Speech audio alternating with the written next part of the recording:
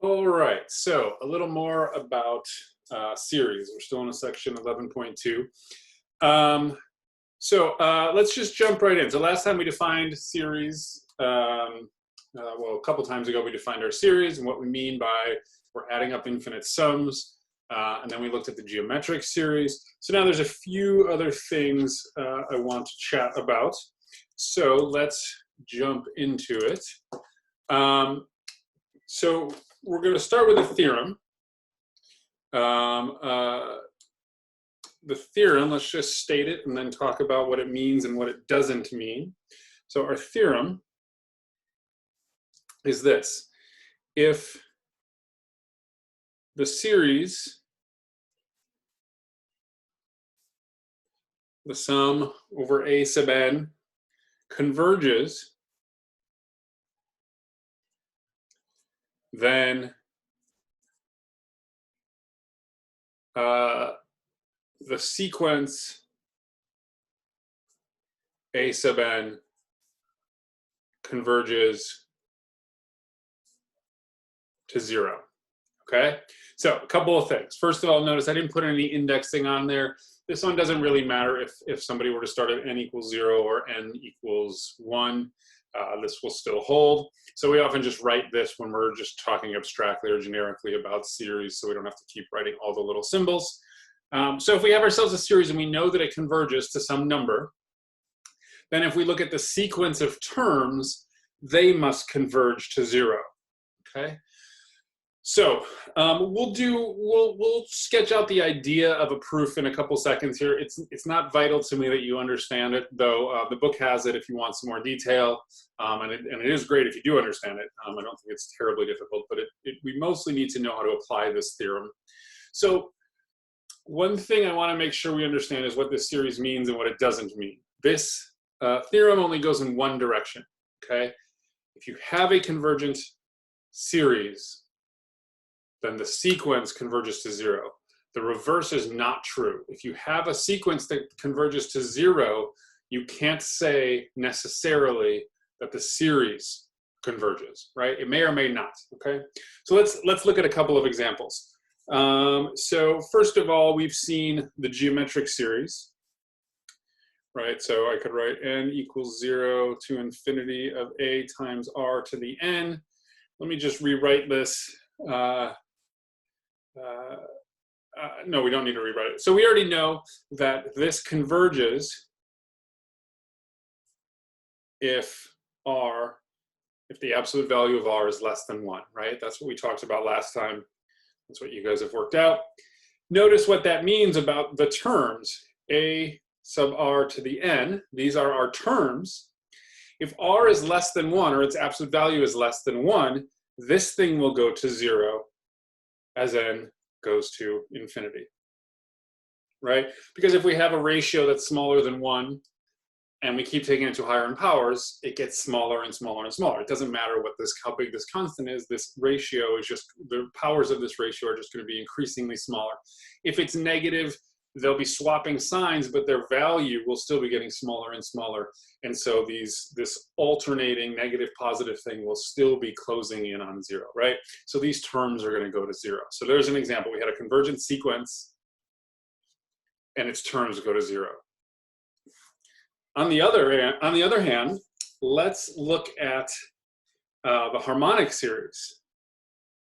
The harmonic series is this series, right, which would look like this. 1 plus 1/2 plus 1/3 plus 1/4 plus 1/5. I'm going to write out to 1/8. We'll see why in a second. Okay. Now notice it's clear the terms 1 over n go to 0 as n goes to infinity, right? That should be pretty clear. Okay.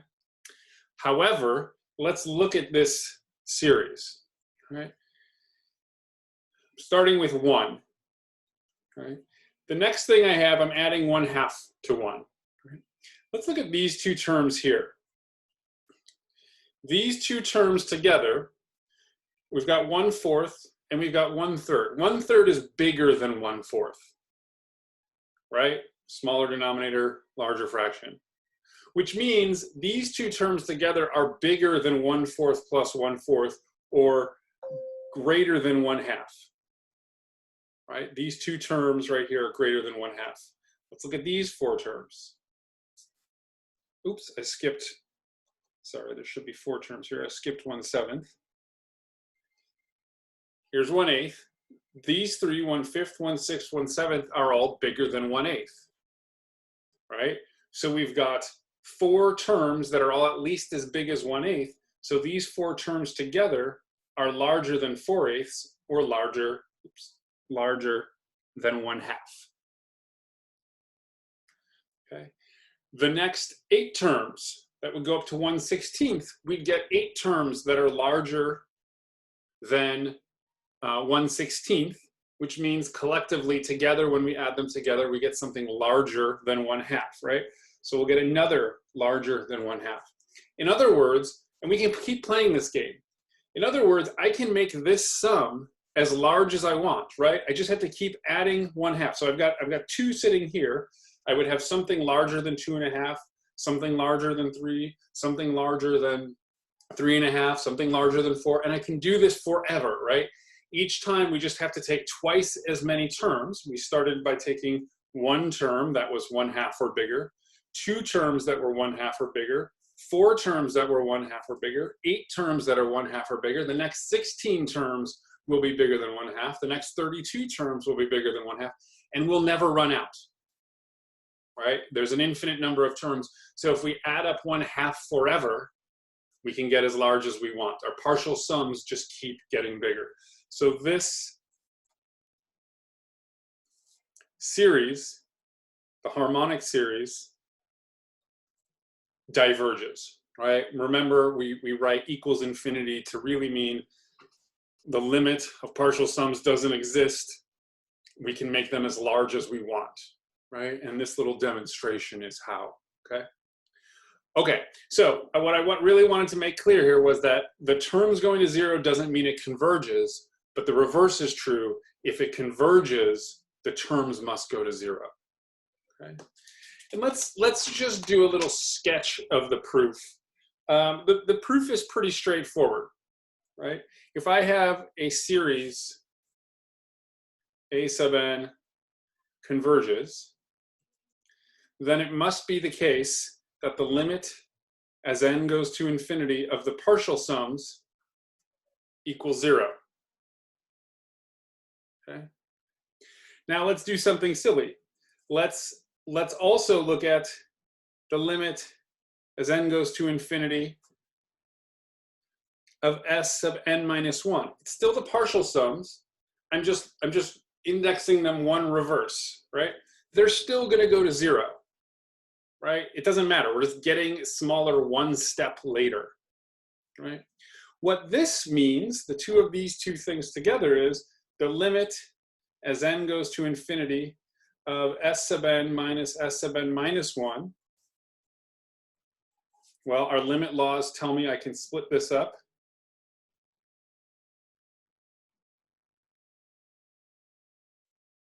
These are each 0, we get 0. So the limit of their difference has to be 0. However, what is the difference between s sub n and s sub n minus 1? Well, let's think about this. S sub n is going to be a1 plus a2 plus a3 plus dot dot dot up to a sub n minus 1 plus a sub n, right? This is our partial sum. And we're subtracting the partial sum before it. A sub 1 plus a sub 2 plus a sub 3. But this time we're stopping at a sub n minus 1. Okay. This is not infinite addition and subtraction. This is just regular old finite addition and subtraction. A sub 1 minus a sub 1, those cancel. A sub 2's cancel. A sub 3's cancel, and so on and so on. All that's left is this a sub n, because there's no a sub n over here to cancel it. And so s sub n minus s sub n minus 1 is just a sub n. Well, we just showed that s sub n minus s sub n minus 1 goes to 0. which is the same as saying a sub n goes to 0 as n goes to infinity. So if we start with a convergence sequence, we must have the terms going to 0, okay?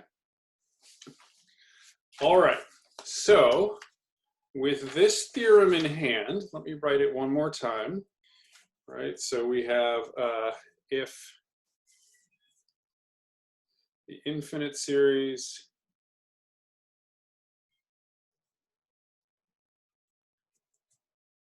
converges, then let's say a sub n goes to 0 as n goes to infinity. Okay, so I just rewrote that. Because what we get from this is what we call the test for divergence. Right? And the test for divergence just goes like this. If the limit as n goes to infinity of a sub n does not exist, or the limit as n goes to infinity of a sub n does not equal 0, then the series diverges.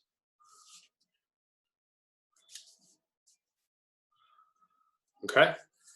So again, if the terms don't go to 0, so either they go to some other number, or they go to infinity, or they don't converge to any, they don't get bigger or smaller, maybe something like -1, 1, -1, and so forth. If any of those things happen, the series diverges. Again, it does not mean if the limit does go to 0, then the series converges. It means we don't know. We have to try something else to figure out what's going to happen. Okay? So, for example, if I was given the series, let's say it this way, test the series, the sum, let's go n equals 0 to infinity of e to the n plus 1 over e to the n plus 1, right? So this plus 1 is in the exponent, this one's not. So we want to test this series for convergence. Well, let's do it this way. E to the n plus 1 over e to the n plus 1 is oh, excuse me. I wanted to do, I don't want it, this is more complicated than I wanted this to be minus, pardon me. This is greater than e to the n plus 1 over e to the n, right? So I'm subtracting 1 in the denominator relative to this one. That makes it bigger. When the denominator is bigger, I guess we have to start at 1 then. We can't have n equals 0 there. I have to start with the denominator at n equals 1. And so if I make the denominator smaller, my fraction gets bigger, right? Well, what is this thing equal to? This is just e to the n plus 1 over e to the n, right? Which is e, right? There's one extra factor of e on top.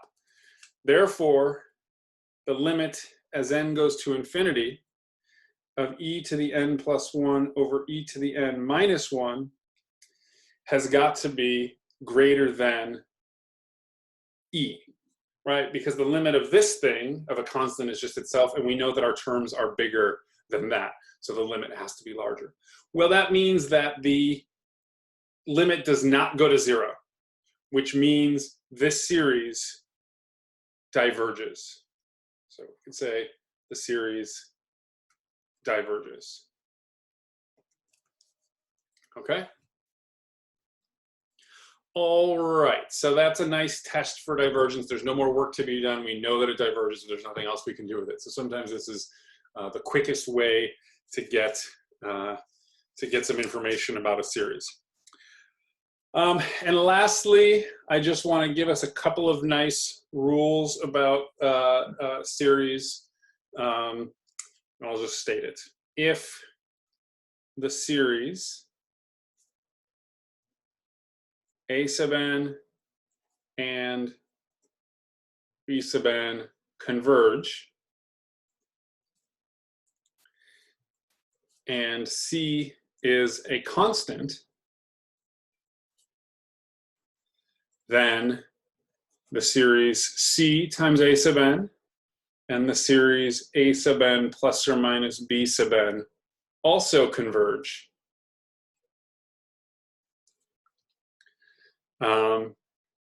And we get the following rules. The sum C times A sub n is just C times whatever this thing sums to. And the sum of A sub n plus or minus B sub n is equal to the sum over A sub n plus or minus the sum over B sub n. Okay, right? Notice these manipulations, and we'll have opportunities to go in both directions with these, but they only work when we know that these two series converge individually, right? We can only use these if we know that these two things converge, right? That's why it's stated up here, okay? But these come straight out of the limit laws. I'll let you poke through those to see if you can figure out how that follows. Okay, that is it for this section on series. See you next time.